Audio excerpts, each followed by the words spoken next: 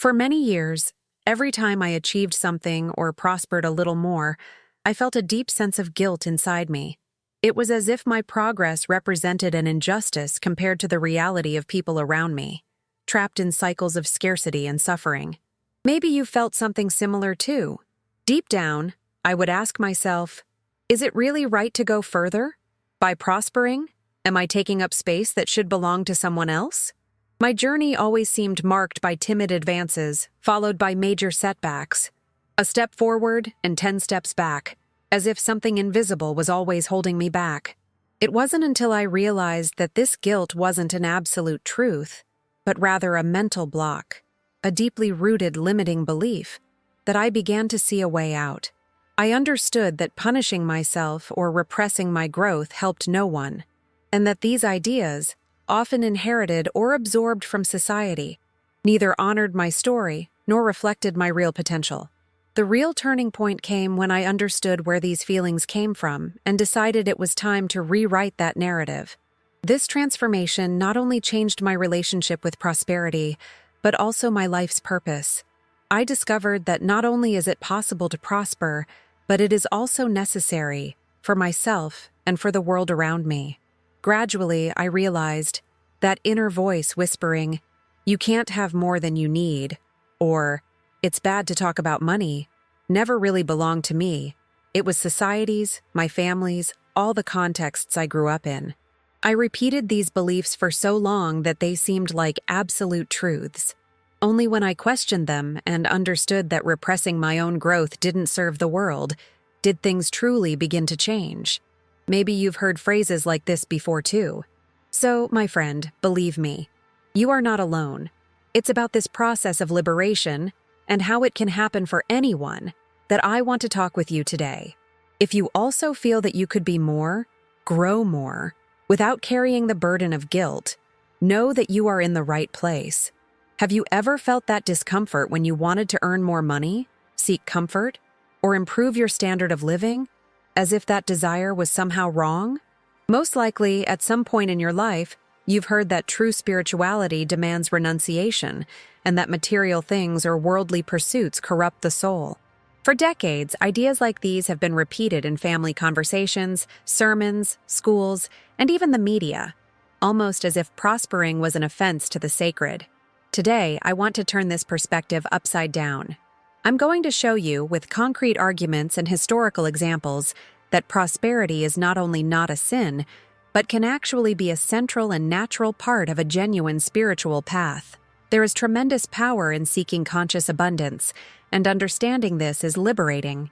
You not only can, but must allow yourself to prosper, without guilt and without inner conflict, because granting yourself that permission is also self-knowledge, a commitment to life, and respect for your own evolution. Much of what we feel about money is far from being the result of rational analysis or a truly personal decision. We're talking about beliefs that have been stored deep in the collective unconscious, passed down generation after generation, often without ever being questioned. These ideas become deeply rooted as they are reinforced by social, religious, and educational institutions, shaping the very foundation of what we consider possible or allowed for our lives. Phrases like, "Money is the root of all evil," "better poor but honest," and perhaps even more powerfully, the often misquoted biblical phrase, "It's easier for a camel to go through the eye of a needle than for a rich man to enter the kingdom of heaven," are repeated endlessly, gradually becoming unspoken moral laws embedded in popular consciousness. The irony is that when rescued in their original context, these sayings have a completely different meaning. They don't condemn prosperity itself, but rather warn against attachment, greed, and inhumanity. Movies, soap operas, and news reports have reinforced these archetypes for decades, almost always portraying the rich as symbols of corruption, insensitivity, and loneliness, while reserving purity, honesty, and virtue for the poor. Just think how many times since childhood, adults and children have consumed stories where becoming rich seemed like a character flaw or a sentence to isolation. Yet when we explore the foundational texts of spiritual traditions, we find a different reality. The real teaching was not to condemn wealth, but rather to warn that money should never take the place of ethics, compassion, or a higher purpose of service. Over the centuries, however, those teachings have been reshaped by political interests, social control, and even institutional strategies. The idea that there is moral virtue in suffering or financial sacrifice was encouraged because a more resigned and limited society is much easier to govern. Religious institutions often reinforced messages of fear and guilt around money, not usually declaring openly that they don't want you to prosper, but doing so through subliminal messages, unconscious associations, and by exploiting fear of the unknown. The same is true for economic and financial systems. When most people are trapped in scarcity and insecurity, very few dare to question the rules of the game or seek alternatives beyond their comfort zone. This invisible barrier, built across centuries of doctrine and fear, smothers ambitions, stifles talents, and blocks the natural flow of abundance, material, emotional, and spiritual.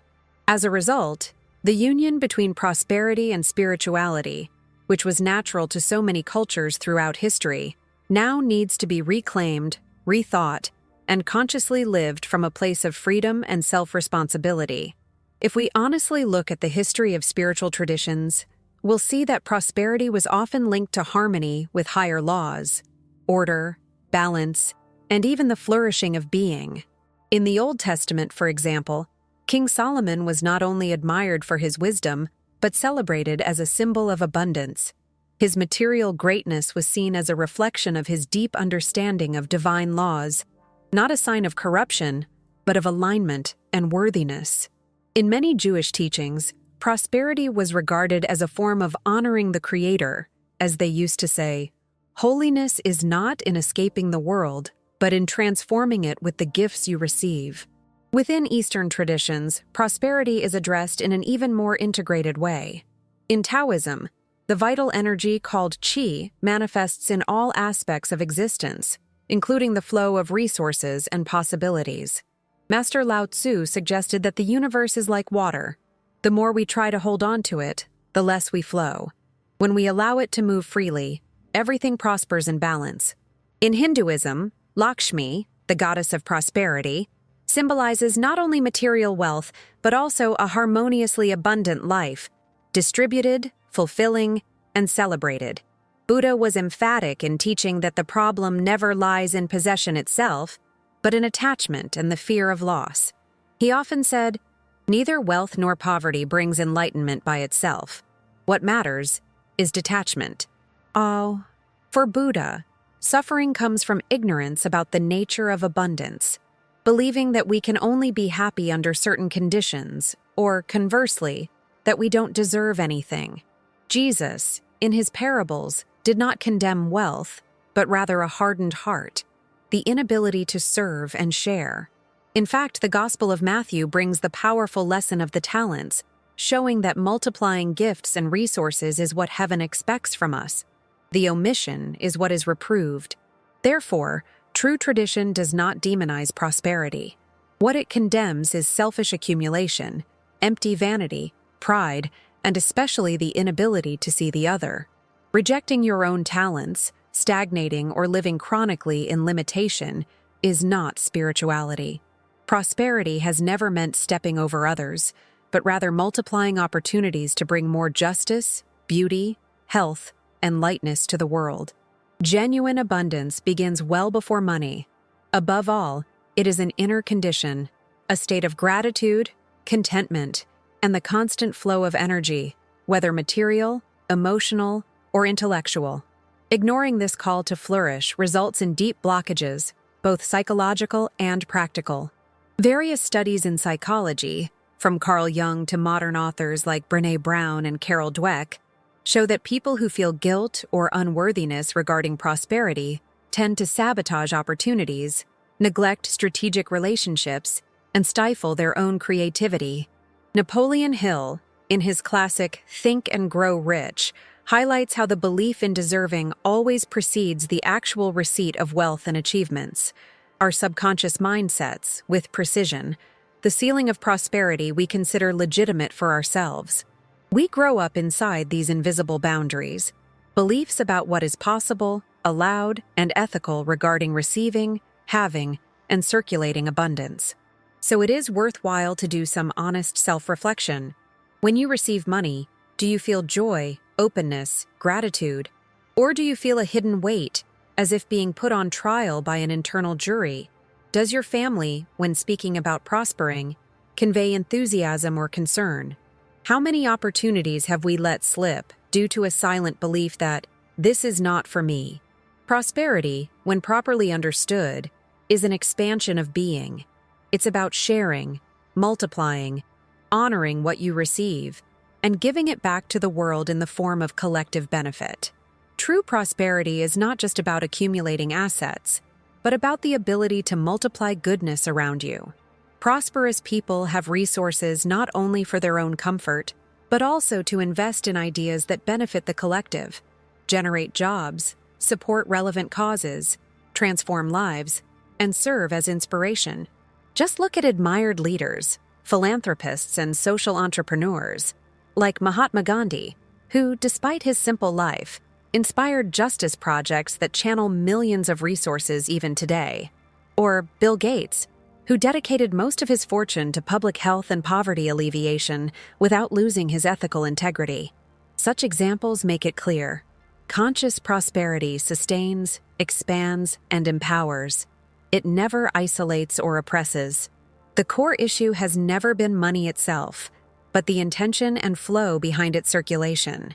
Using resources to generate positive impact, create opportunities, offer education, develop underprivileged regions, or even provide emotional support has a transformative effect, not only for those who receive, but also for those who give.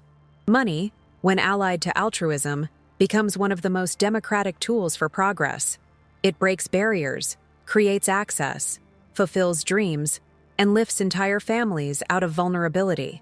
If you feel guilt about prospering, especially in moments when you come across poverty, such as when you're driving and see someone living on the street, it's essential to perceive where that guilt truly comes from. Often, this discomfort is rooted in old beliefs, instilled by social or even family narratives. It's as if we've been conditioned to believe that for one person to have, another must lose. But this logic, which pits prosperity and scarcity on opposing and dependent sides, is not only false, it is deeply harmful.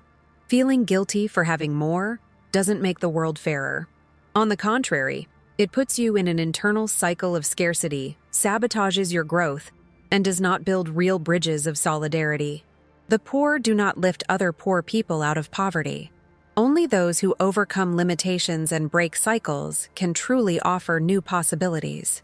As Andrew Carnegie, one of history's greatest philanthropists and industrialists, used to say, "No man can become truly rich without enriching the lives of others."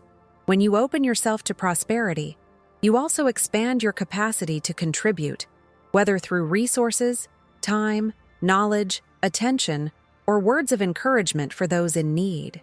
Sometimes what a person needs most is not money, but a caring glance, a true listening, or a declaration of trust. This movement is profoundly spiritual. You share your very best at every level. So, transform your perception. There is no virtue in restricting your possibilities or keeping yourself small for fear of crossing some invisible line. There is no special door to heaven reserved for those who suffer in poverty. What there is the power to transform your life and the lives of others through abundance, material, intellectual, emotional, and spiritual. Every time you prosper with awareness, you multiply opportunities to do good and dissolve the false opposition between wealth and personal evolution. Ask yourself, what legacy do you want to build?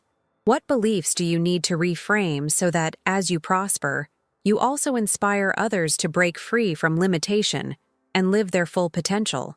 Prospering without guilt is not only possible, but essential for living a life that is rich in meaning, values, and achievements. The secret lies in cultivating a new relationship with money. It becomes a tool to expand not just your own well-being, but that of everyone around you. The first step is recognizing that wealth, in itself, is neutral. The meaning it takes on comes from how you choose to use it. Have you ever tried saying to yourself in front of the mirror that you deserve to prosper? Try it. Notice the impact of those words on your body. Observe any discomfort or resistance. But don't give in. Just repeat it. Over time, your mind will begin to receive the message in a new way. Include small practices in your daily routine to reprogram both your mind and heart toward conscious prosperity. One of the most effective techniques is the consistent use of positive affirmations, short, direct, and intentional phrases. Say to yourself, upon waking up or in front of the mirror, I allow prosperity to enter my life. I use my resources with wisdom, love, and generosity. Repeat this calmly and mindfully, feeling the words gain strength within you. According to positive psychology, daily affirmations help reshape subconscious patterns, creating new neural connections linked to worthiness and abundance. Research by Dr. Joe Dispenza reinforces this principle. Also, cultivate daily gratitude. Dedicate a moment to consciously give thanks for even the smallest gains or lessons, seeing every cent as circulating energy. For example, write down 3 reasons to feel grateful connected to your financial flow. It could be a sale you made, an unexpected discount, or a gesture of help you received. Start by being grateful for small amounts of money, a bit of change, an unexpected discount, a coffee someone bought for you. All of this is energy circulating in your favor. Another powerful practice is creative visualization.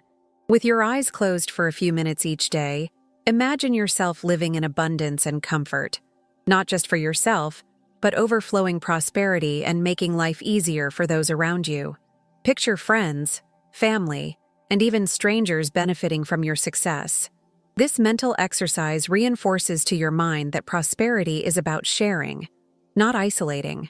Even if it feels childish at first, take 2 minutes to imagine not just your prosperity, but you helping others because of it. Your brain will learn to associate prosperity with generosity, not selfishness. Also, practice conscious giving. It's not about donating out of obligation or to get rid of guilt, but about circulating resources joyfully and confidently, even if it's in small amounts or simple gestures. Deepak Chopra teaches, in the act of giving, we plant the seeds of abundance. The universe sees that we are trustworthy to receive more when we also act as channels for flow. Give something without expecting anything in return, not even thanks, just to feel the flow between giving and receiving. To reinforce this new mindset, I invite you to try a simple and powerful exercise for this week, the Prosperity Flow exercise. Set aside a small amount or a symbolic gesture to donate. It can be money, food, time, or just words of encouragement.